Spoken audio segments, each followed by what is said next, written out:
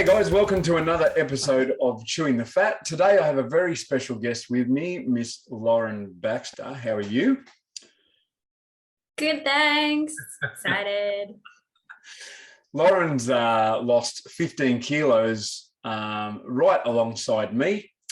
Since around February, she started the protocol. And I thought I'd catch up with Lauren. Now she's in phase 4 and see how she's doing. And also, how she came to be with Simplr Health and what she's gotten along the way. And maybe you can see something for yourself in what she's been dealing with and what she got, how she's doing now and all that sort of thing. So thanks for taking the time to be with us to start with. And tell us a bit No worries. Tell us a bit about how you came to Simplr Health. Like, what were you dealing with before you came to us? What have you tried before? All that sort of thing. Yeah, just lots of different health issues over the years. Got to a point, I guess, where I was just not feeling like myself was probably the biggest thing, like feeling really tired, not really any interest of hanging out with people, like really going out and doing stuff. I was quite happy just to sit on the couch. Yeah. Just found, just kind of isolating myself a little bit from people I just felt exhausted when I used to hang out with people a lot. And just when I tried to exercise, as much as no one really likes exercising, let's be honest. When I did used to exercise, I'd just feel really sick afterwards. So I kind of went through a phase where I'd work out really hard, do something that maybe didn't seem that hard, like hiking, and I'd come back and I'd feel like I had the worst hangover ever, or really bad heat stroke. It was just horrific. So I'd be basically on the couch for the rest of the day, or get to a point where I had almost like gastro type feeling in my stomach. So kind of just stopped exercising as well, because why would you when you feel like that? Yeah. So I went to the doctors to try and figure out what was going on, because I knew something was wrong. For years, it was probably 3 years, trying to investigate different things with the doctor. Kept getting told that there was nothing wrong, all my bloods were fine, this, that, and I'm just like, how is this possible? How can I feel like this and everything's fine? But so I tried different diets. Most people I know have probably tried isogenics once in their day. Lots of different things of just, cutting out certain foods, tried versions of keto, all of that kind of stuff, to no success. It was literally I'd lose a few kilos and then I'd put more back on, which is exactly what happened all the time. So when I kind of started trying to lose weight, I was about, 68 kilos. Yeah. And when I started with Simplr Health, I was just over 79 kilos. So you can just imagine the frustration of losing a bit, feeling really good, and then putting more back on. And that's literally what it was for about 3 years, just constantly putting more and more weight back on. So it was just really demoralizing. You're just why bother? Nothing's working. Everyone says losing weight's meant to be easy, but I was just there had to be something wrong, to the point of my mental health was starting to suffer quite a lot as well.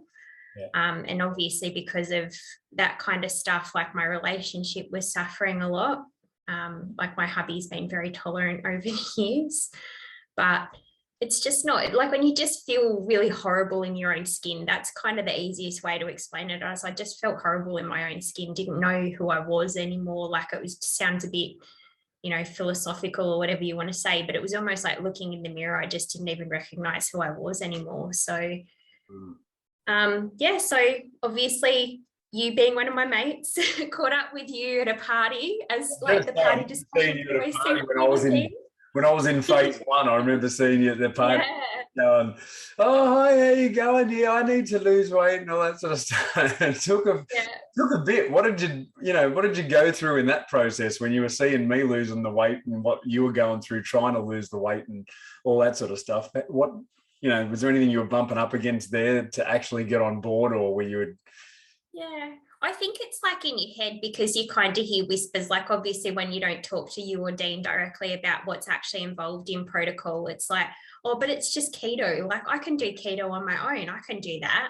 And it's like, but it's not just keto. Like, and it's when you actually really get into it and start asking the questions about what's involved and what you can get out of the protocol, it's completely different to what you think it is. So it's like, oh, but you can just do keto on your own, or you can just do this on your own. And it's like, but you're just never going to get the results that you really want if you're doing it on your own. Like, it's the same as just the way you work out, stuff like that. You never really do the best job when you're by yourself. That's why we have PTs. So it's, you know, it makes sense.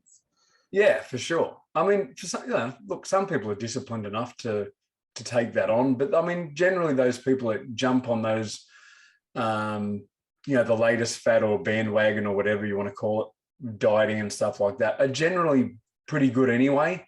And now they're going to follow this line of eating. So they're good at managing themselves, and that's fine. You're right though. There's a couple of things on this protocol that are a little bit different about just getting your metabolic processes and system in check, which then later on better. So then what had you just jump on board? Well, I think it got to the point where like Matt and I were really suffering. Yeah. And it's just like, I just felt horrible. So I was like, enough's enough. Like, I've seen so many people get success out of doing protocol. And I was like, why not? It's like, take my money. Like, I don't even care anymore. Like, how much do I have to pay to fuel the KFC a health talk? No, but it's like, it's literally, you know how everyone's got that whole thing about, oh, how much does it cost? And it's like, but when you really look at it, it's like, it's not actually that much compared to what you'd spend on crap food. Like, if you're buying, junk food a couple of times a week, it's not any different. So, but it's like you're getting good quality stuff. I mean, that was my barrier, was just like, oh, it sounds like it's a lot of money. And it's like, yeah, but how many times have I wasted $100 here or a couple of $100 there or whatever on stuff that's just done nothing? And it's like, it just got to the point that it's just like, stop with the excuses. It's like, you feel like shit. Let's just like do something about it, get it sorted. Like, obviously I've seen the long lasting results that other people have got from Facebook stories and all of that kind of stuff. So it's like, it's got to be something here that I'm missing or I haven't been getting before. So like, that's really what it was. And it's just, I was just sick of my relationship and my life suffering for trying to do it all on my own or whatever. I don't even know what I was thinking, to be perfectly honest, but it was just kind of like, tried so many things. You lost 15 Enough's enough. along the way. How was it? How was the whole experience of being on the diet, and what did you get along the way? Yeah, I mean, it was a lot easier than what I thought. I had this whole idea in my head of, I'm going to be starving, all that kind of stuff that you go through when you hear like low calorie diets and all of that kind of stuff, when you're really educated about it. There's actually a lot more food than what I thought it would be, because I never used to eat breakfast. So for me, it was like, oh, I've got to eat this and I've got to eat that. So it was fine for me. So like the food side of things really worked. And I think it was just getting into a bit of a habit and all of that kind of stuff was really important. But it was like, I don't know, I had this idea in my head that it was going to be so hard and all of that kind of thing, but it wasn't, because like Dean set me up to start with to like really tell me exactly what was happening with my body and the reasons why things were going so bad. And, once I got all the blood tests done and everything with the doctors that he'd requested, they actually did some extra testing that they hadn't normally done and found out that my insulin was sky high. So that's why I was feeling so rubbish all the time. One of the reasons, at least. And it was just that education piece of like, so this is what you've done in the past. That's why it hasn't worked. And this is how protocol's different. And this is what we do. This is why we do it. And it was really easy to understand. It wasn't like, you'd give me lots of information in coaching and all of that kind of stuff as well, that was easy for me to understand, to the point where I was able to tell everyone else what I was doing. And there was like no like, oh, that just sounds like they're just trying to gouge money. And it's like, no, they're actually educating me. Like, I understand now why things that I've done in the past haven't worked, because obviously, if your body's sick, there's certain things that you need to do to actually fix it, rather than just kind of doing little bits here and there that kind of work temporarily. But it's like, I feel now that I'm like going out in the world doing my own thing, I guess you could say. It's like if I have slips or whatever, it's like I know how to sort it out, and it's not like it's a drag to do it. It's just like, all right, sweet, let's just get this sorted, you know, get back on track, and it's fine. It's not like a thing where you just have this massive blowout and you're like, oh, I've just put on 10 kilos, so screw it. Because it just wouldn't,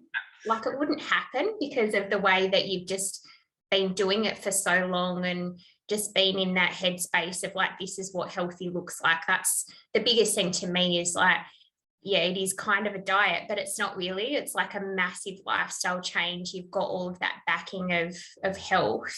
It's really focused on your health. It's not focused on just do this temporarily. It's like, no, this is what sustaining health looks like, which is just the biggest mind shift change for me. So yeah. I just felt really empowered about what I was doing.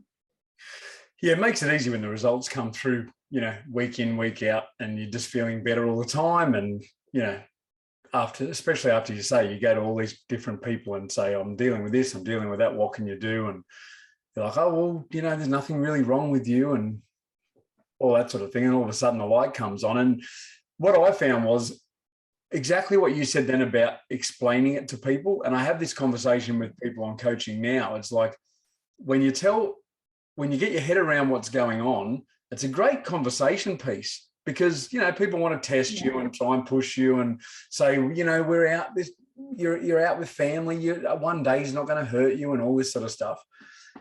And I found along the way where I could explain what was happening and why it was, you know, the impact of having that one day was going to have on the whole process of things. It was a great conversation piece. It cemented what I was doing for myself as well. And it had people go, all right, yeah, wow, didn't know that. And then they start looking at themselves and go, maybe I should do so. You know, if you've spoken to Dean at any point, it doesn't really bother us whether you do the Simplr Health Protocol or anything. Dean's just out to, and I am just out for everyone to do something about their health, because it's the biggest thing in society right now. It's the biggest strain on the medical system. It's the biggest impact to people's, you know, quality of life until they end up in a box on the ground. And it was really interesting. I saw a post on Facebook the other day of a guy. I didn't actually go into too much of what it was about, but it was about increasing quality of life for a longer time, how to reduce aging. All the comments underneath that guy's Facebook post were, sod that, who wants to live to 90? No way I want to live any longer than I'm gonna. I can't wait to get out of this joint. And as I kept reading the post, I just thought how sad I was, realised how sad I felt for these people, that life was such a drain that A, they couldn't wait to be out of it, and two, they don't want to deal with those last 20 years where they've got serious health implications. You don't have to. Yeah. I'm happy to still, you know, kick the bucket at 80 or 90 as long as I'm quality of life till 80 or 90. That's what we're out to do. 100%. You know? Yeah, so, you're actually out living life compared to just like getting by kind of thing. Like, it's a massive difference. And I think when you get to the other side of something and you're feeling like how life is meant to be, it's just like, why the hell did I put up with it for so long? Like, why didn't I do it sooner? And I know, like, in my head, it's just like there's all these reasons and excuses about different things or why, or I'll try it my way. But it's like at some point, it's like you've got to exhaust the information that you know yourself. And, you know, I've always found like working with you and Dean has just been like easy and makes sense. And like I've never, like whenever people have asked me about what I'm doing, like I feel just really confident to explain what I'm doing and why. And it's not like any of that, oh, but you know, if you just have this just once, it's not going to affect it. And it's like, but what's the point? Because I'm just going to go back to kind of having to start again. And it's like, I hated my life where it was before. And that's just more of the life that I had before of just cheating or, you know, whatever. Yeah, that thought, it's just like, it just gets you into doesn't trouble. work. So. I used to cop the same thing from my family. My son's in-laws and stuff like that. Just one day's not going to hurt you. You're really thin now anyway. It's fine. It's like, yeah, but that giving into that's what's going to have me give in to the 18 beers when I get home and the bucket full of ice cream and all that sort of stuff. What people find on the protocol is when they come out the other end, who they are for themselves is someone that can be trusted now to maintain it. Whereas when you come in, and if you keep giving in all the time to just those old ways of being, you may or may not lose the weight. And the same person's at the end of the protocol when you finish. How are you going to maintain that ongoingly? Yeah, 100%. You're great. You just peeled out every week, send me the food diaries every week, every day, send me away every week, on the phone calls every week. It was really easy, and at the same time feel like, well, this chick could probably do it herself, doesn't need me. Yeah. And it's always the experience anyway. So it's yeah, and I guess it's like, and for me, like on the other end of things, like, yeah, I probably could have done it myself, but I think it was like that, when you're accountable to someone to actually show up and be there and do what you said you were going to do, like that just goes across everything. So it's like, I said I was going to do protocol the way that it's designed, and I did. And like, obviously not every week I got the results I wanted, but every week I lost weight. So that just goes to show that when you're doing what you said you were going to do, you get the results. And it's like, I always had to be like, oh, okay, well, I've got to send Trev this every day, so I don't want to put down that I ate a bucket of ice cream, so don't eat it.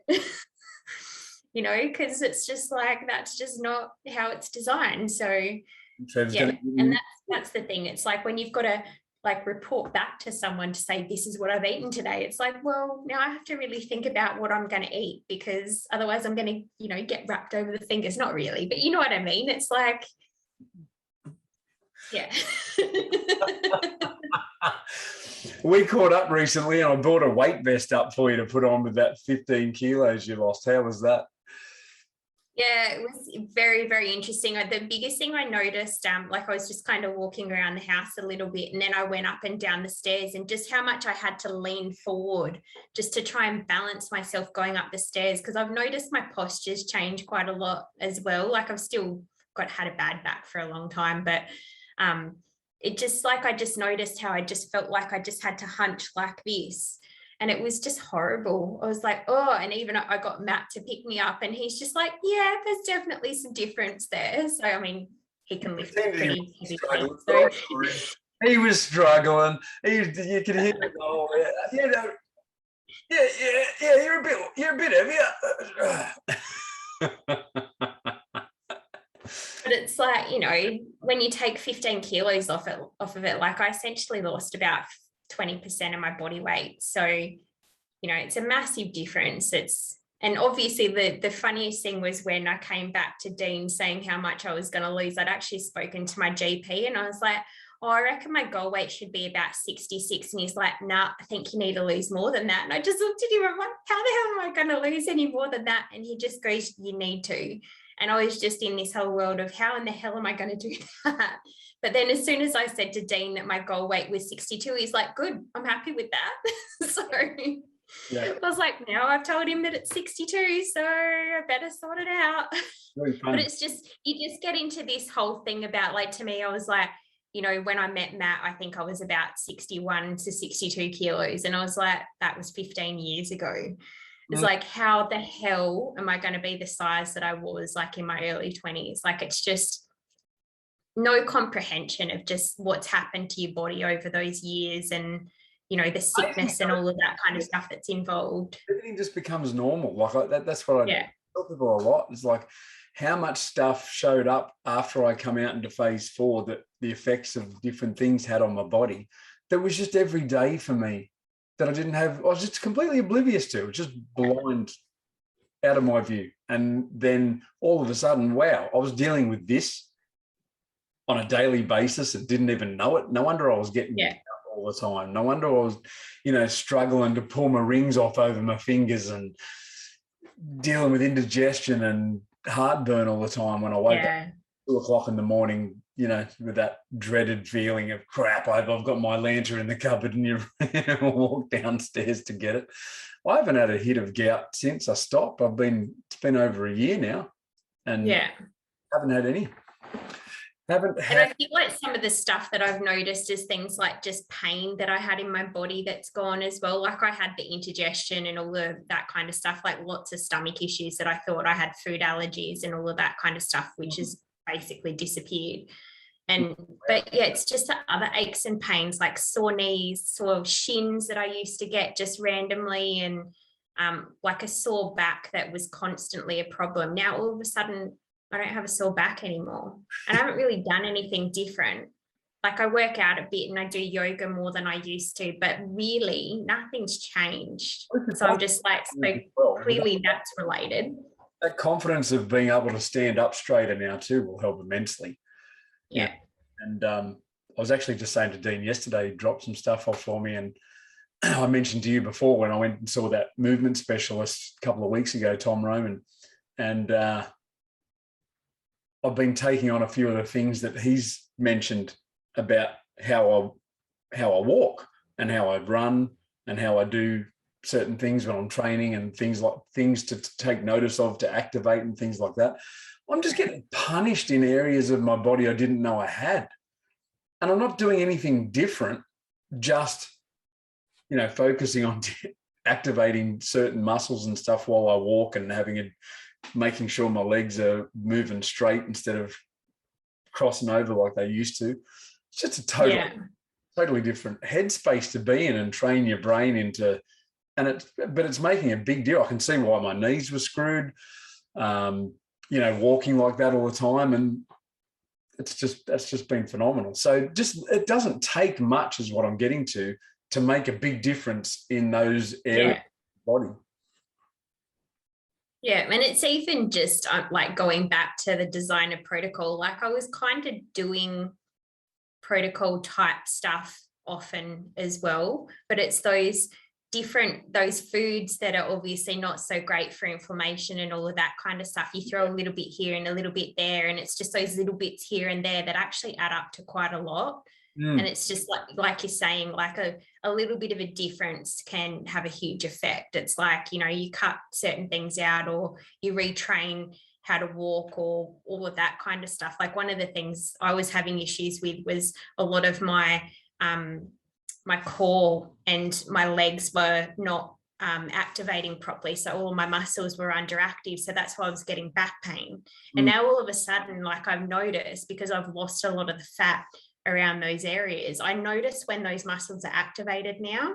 Right. Whereas before it's like I go to the physio and they're like, now turn on that muscle. And I'm like, I don't know what you're talking about. And I just had no idea, like I couldn't feel the muscles working. Whereas now I can feel when the muscles are turned on. So it's like, it's just a different response in your body that you can notice. And obviously when you've got your brain working much better, like there's obviously a lot of brain chemistry changes when you're eating healthy as well. It's just so different. You just notice so many more things that you never noticed before. So well, your gut microbiome's changed as well, so that has a big influence on your brain and your outlook on life and how you feel in general and things like that. Gut and mind connection they're finding more of every day. But it's interesting you say that about the activation of your core and things, because Tom was explaining how physios and stuff in general actually do exactly what you said, say to their clients, activate your core, do this and do that. He said, if you've noticed, I haven't told you to activate your core once today, but all you've done is activate your core. I was like, I'm wrecked. My core is just flogged. He said, yeah, but I didn't tell you to act. I'm just telling you to take notice of other things that have you naturally activate those muscles. It was astounding. It was pretty, it's still, I can't shut up talking about it. It's pretty, if you hadn't noticed, I think I've spoken to you about it 4 times. But no, it's good though, like, because that's the thing, you learn all of this new stuff and then you pass on the information. That's the thing I love, is like we can have these chats about random stuff. Like I'm just so interested in how things work. Like ever since I was a kid, I was like, physics was like my favorite subject when I was at high school, because I was like, I just love to know how things work. And so it's just like when you'd like tell me this information. I'm like, oh, that sounds so cool. Yeah, I'm heaps interested in that. And then I'll like start talking to Matt about it. And it's just like, you know, we'll have these really good intellectual chats. And it's like, I feel so smart right now. But as you said, it cements it for you as well. And it really hits at home what you've actually been through and taken on and done over the last however many months, you know. It's that knowing how those foods are affecting your body on an intellectual level and the chemistry behind it is totally different than having a knowledge of this is good, that's bad. I know drinking 9 beers a day is not real good. I was doing it for a while.